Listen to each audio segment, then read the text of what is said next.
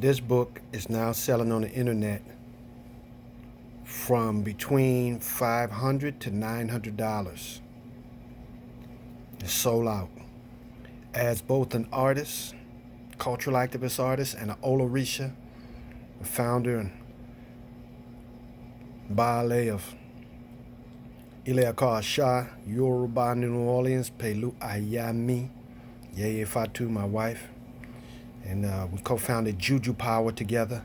It is my duty to continue to study so we can liberate ourselves. I'm checking out this new perspective added on to the ancient African presence in the Americas, seeing what I think about it. Not sure yet, I'm checking it out. We give thanks to Brother Juwan Chambers for loaning me this book. I should have bought it when I first had it on my mind, because now it's like upwards to $900.